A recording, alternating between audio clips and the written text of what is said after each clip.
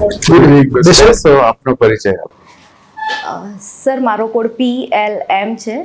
વર્ષ 2018માં મેં bachelor of કોમર્સની degree મેળવી છે. વર્ષ 2021માં મેં માસ્ટર ઓફ કોમર્સની પણ ડિગ્રી મેળવી છે. આ સાથે સર 2021માં અમે સર દક્ષિણ ગુજરાત વીજ લિમિટેડ કંપની ખાતે જુનિયર આસિસ્ટન્ટ તરીકે કામ કરેલ છે. સર 2023થી અત્યાર સુધી હું NCCમાં જુનિયર ક્લર્ક તરીકે કાર્યરત છું. કેમાં? NCC national cadet Corp. એમાં જુનિયર ક્લર્ક છો તમે? ઓકે. એમકોમ કઈ ફિલ્ડ સાથે કર્યું તમે? અકાઉન્ટન્સી. હોબીઝ? સર મને ડાયરી રાઇટિંગનો શોખ છે. क्या बात है. અને બસ એક જ? હા sir, sorry sir. Preference? Sir પ્રેફરન્સમાં પહેલાં assistant commissioner of state tax, પછી assistant commissioner tribal development, state tax officer અને ચીફ ઓફિસર. હવે તમે એકાઉન્ટિંગ સાથે M.Com કર્યું છે અને તમે અત્યારે જોબ કરી રહ્યા છો જુનિયર ક્લર્ક તરીકે. તો મને એ કહો કે અત્યારે કયું એવું બેસ્ટ સોફ્ટવેર છે એકાઉન્ટિંગનું કે જે મારે પોતાને અંગત ઉપયોગ માટે લેવું હોય તો લેવું જોઈએ એની જે પેમેન્ટ કરીને? એટલે સર ગવર્મેન્ટમાં તો IFMS ચાલી જ રહ્યું છે. નહીં, મારે તો પ્રાઇવેટ ઉપયોગ માટે લેવું છે અને પેમેન્ટ કરીને લેવું છે. તો કયું સસ્તું અને છતાંય સારું એફિશિયન્ટ એવું એકાઉન્ટિંગ સોફ્ટવેર મારે લેવું જોઈએ?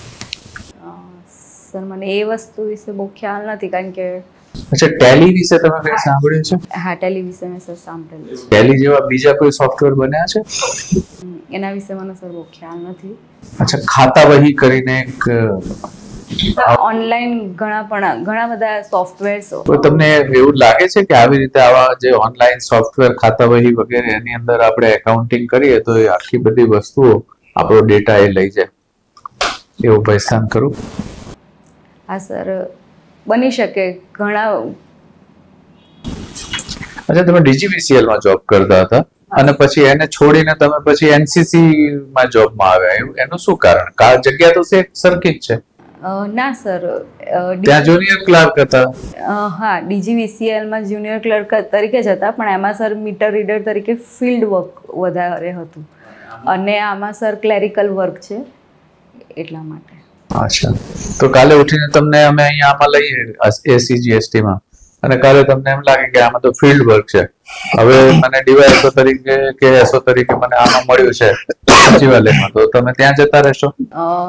ના સર, જે DGVCL માં મીટર રીડર તરીકે માં જે ફિલ્ડ વર્ક હતું એમાં સર કોન્સ્ટન્ટ અને દરરોજ.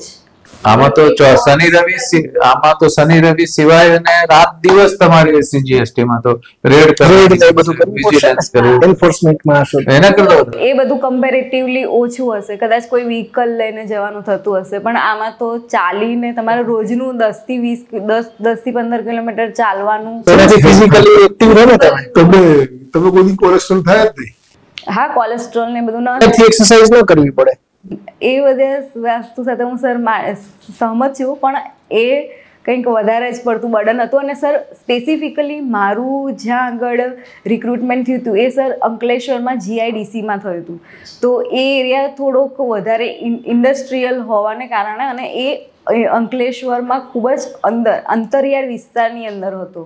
સર ગમે ત્યારે તમે ધારો કે મીટર રીડિંગ કરવા ગયા ત્યારે કોઈ વ્યક્તિ જે બહારથી આવેલ છે, મજૂર તરીકે કામ કરે છે, એ બહાર નહીં રહ્યું છે, એવું બધી પણ પ્રોબ્લેમ મેં ફેસ કરી, એટલા માટે મેં મૂકી. સાચી વાત છે. 6 માસ માટે તો મેં કરી, પણ પછી વારે ઘડીએ આવું કંઈક અણબનાવ બનવાને લીધે. આ NCC નો જે છે કામ, એ તમને કેવું લાગે છે? NCC શું કરે છે? ખરેખર સારું કામ કરે છે કે નથી કરતી? હા સર, સારું કામ કરે છે. શું સારું કામ કરે છે?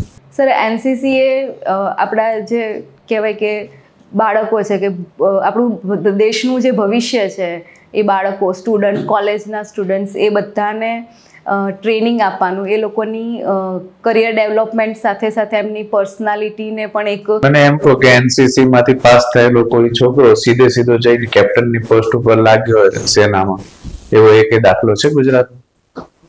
સર મને એની વિશે જાણ. સી સર્ટિફિકેટ વાળા કેટલા પોલીસમાં સિલેક્ટ થયા? ઘણા વિદ્યાર્થીઓ સિલેક્ટ. એમ નહીં, ઘણા નહીં, કેટલા થયા એમ તમારી પાસે કોઈ ડેટા છે? શું કામ એનસીસી માં જાય કોઈ 6-7 વર્ષ મહેનત કરે, સી સર્ટિફિકેટ લે, કેમ્પ કરે અને એનો ખાલી એક સર્ટિફિકેટ તરીકે ઉપયોગ, બાકી બીજી ક્યાંય કોઈ જગ્યાએ તેનો લાભ નથી.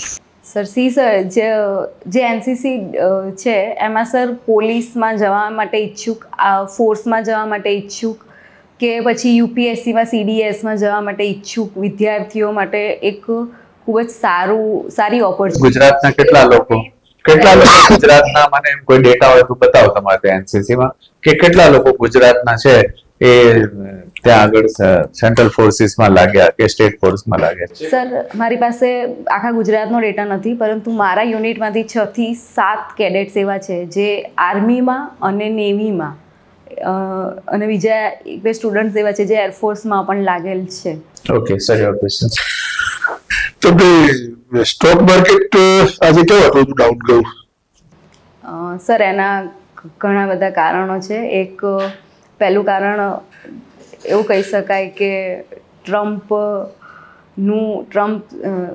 અમેરિકામાં પ્રેસિડેન્ટ તરીકે ટ્રમ્પનું આગમન. બીજું એવું કારણ કહી શકાય કે હજારો કલાકો ટ્રમ્પને તો બેલો થવા આવ્યો. 1000 પોઈન્ટ તૂટ્યો આજે 1000 કાલે તૂટ્યું, એટલું રોજ તૂટે છે અને આજે 1000 પોઈન્ટ તૂટ્યું.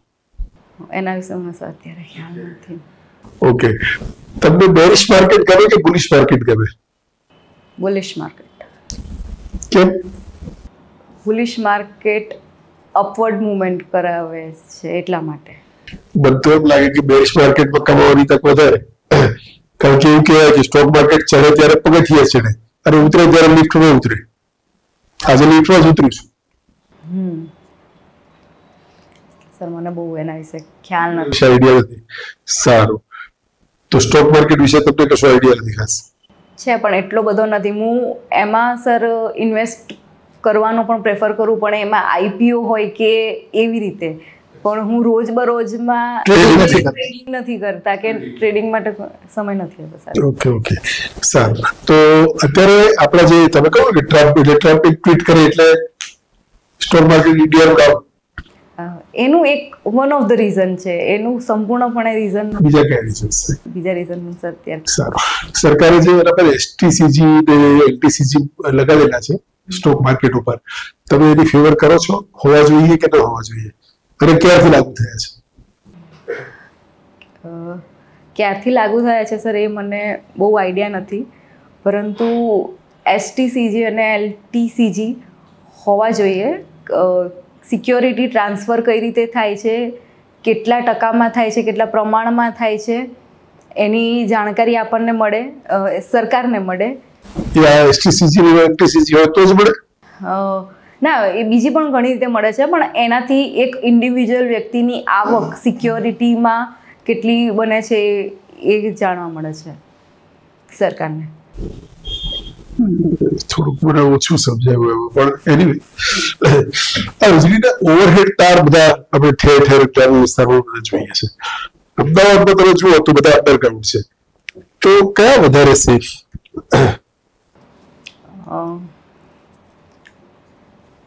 સર એ વસ્તુ વિશે મને નોલેજ નથી, પરંતુ હું ગેસ વર્ક કરું તો સર 12 વધારે સેફ છે.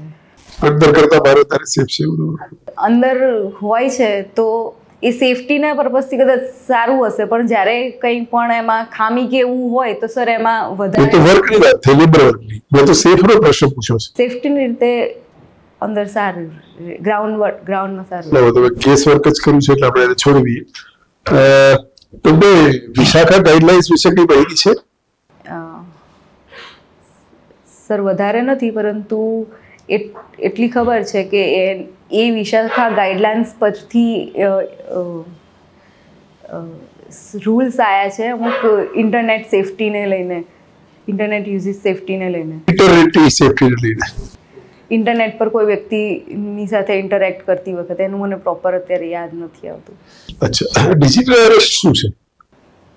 ડિજિટલ અરેસ્ટ સર કોઈ પણ એક ઇન્ડિવિજ્યુઅલને ઓનલાઈન કોઈ પણ માધ્યમથી, સોશિયલ મીડિયા કે કોઈ પણ માધ્યમ થ્રુ એને એકની એક એની લાઈફસ્ટાઈલને ઓબ્ઝર્વ કરીને એને એક જગ્યાએ રાખવું.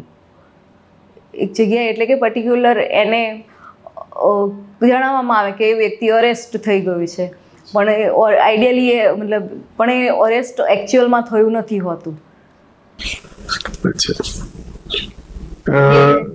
તમારું ડાયરી રાઇટિંગની તમે વાત કરી છે, તમે કયા ડાયરી લેટર્સ વાંચ્યા છે? સર મેં કોઈને એવી રીતે વાંચ્યા નથી. અને અચ્છા, કોની ડાયરી વિશે તમે જાણો છો? ચલો, વાંચ્યા નથી તો છોડો. સર ઇન્ટરનેશનલ લેવલ પર મેં એના ફ્રેન્ક, આપણા દેશમાં વાંચો. મહાદેવભાઈની ડાયરીઓ વિશે મેં સાંભળ્યું છે, વાંચ્યું નથી, હજી વાંચનમાં આવી નથી એટલું. તમે અખબારો વાંચો છો? હા, અખબાર વાંચું છું. અખબારોમાં કોલમો વાંચો છો? હા. તમારા પસંદગીના કોલમિસ્ટ કોણ? સર 2 છે. એક હું જનરલમાં કહું તો એક ડૉક્ટર શરદ ઠાકર, સોરી સર, અને બીજા છે મેડમ કાજલ અઝાવત. ડૉક્ટર શરદ ઠાકરની કઈ કોલમ તમે વાંચો છો? બહુ પહેલા વાંચી હતી, રણનુમાં ખીલ્યો ગુલાબ, એ વાળું. ડોક્ટરની ડાયરી કે રણમાં ખીલ્યો ગુલાબ? હા, એ કઈ એમ ના, રણમાં ખીલ્યો ગુલાબ. બહુ ડોક્ટરની ડાયરી પણ છે, પણ મેં એટલું વાંચેલ નથી. કાજલ અઝાવતની કઈ કોલમ આવે છે? એનું પર્ટિક્યુલર નામ મને યાદ નથી, પણ લાસ્ટ પેજ પર આવે છે કૃષ્ણ ઉપર નોનવેજ. શું નામ છે નોવેલનું?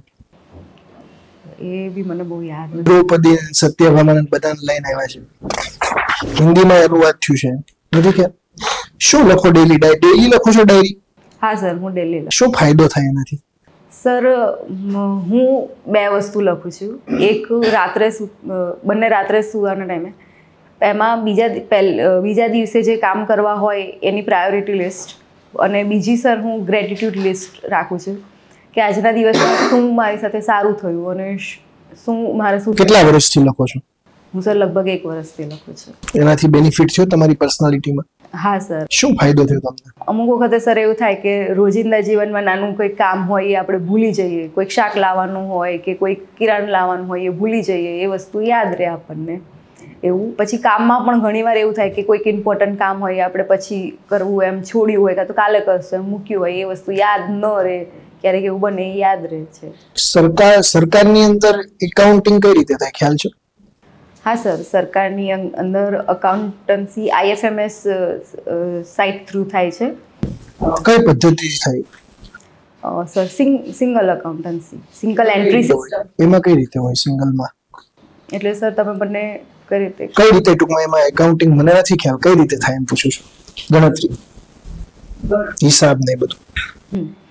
એટલે સર બેઝિકલી હું સમજાવું કે રીતે મને નથી ખબર, પણ સર જે ડેલીના બિલ્સ હોય છે, જે પણ બિલ તમારી સાથે તમારા એકાઉન્ટ ક્લર્ક પાસે આવે, એ બિલને ચકાસીને પછી IFMS સાઇટ પર તેનું મતલબ પેમેન્ટ કરવા માટે આપણે ટ્રેઝરીમાં મોકલવામાં આવે છે. ભારત દેશમાં ઓડિટ કરતી કોઈ સંસ્થા છે? હા સર. કઈ સંસ્થા છે? કેગ. શું કામ કરે? રાજ્ય સરકારનું ઓડિટ કરે? હા, કરે છે. હું ના સર, મને બહુ ખ્યાલ નથી એમાં. નથી વાંચ્યું બંધારણ? વાંચ્યું છે પણ થોડું કન્ફ્યુઝન થઈ ગયું છે. ઓકે, તમારું ઇન્ટરવ્યુ પૂરું, કેવું લાગ્યું તમને ઇન્ટરવ્યુ? કમ્પેરેટિવલી સર પહેલાં જેટલા મૂક આપે છે કરતાં થોડુંક સારું લાગ્યું, કેમ કે પહેલાં એવું થતું હતું કે મારાથી બહુ ઇન્ફોર્મલ ટોક થઈ જતી હતી. આજે મને થોડીક કમ્પેરેટિવલી ઓછી લાગી. તમારે મહેનત ઘણી કરવાની છે, બહુ જ મહેનતની જરૂર છે. સબ્જેક્ટના કન્સેપ્ટ ક્લેરિટી નથી, બરાબર. બીજી કોઈ બાબત, જોબ બાબતની ક્લેરિટી નથી. ગપ્પા મારવાનું તો અમુક જગ્યાએ લવ કરે છે, લફિંગ નહીં કરવાનું. સોરી કહી દેવાના. ઇન્ટરવ્યુ ક્યારે છે તમારે? 12 માર્ચ છે. હજી તો 1 મહિનો છે, થોડીક મહેનત કરો, સેલ્ફ ગ્રૂમિંગ કરો, મિરર પ્રેક્ટિસ કરો, આનાથી સુધારો. હજી સ્કોપ છે આપણી પાસે, અને કઈ જરૂર હોય તો અમને કહેજો. Okay, yes.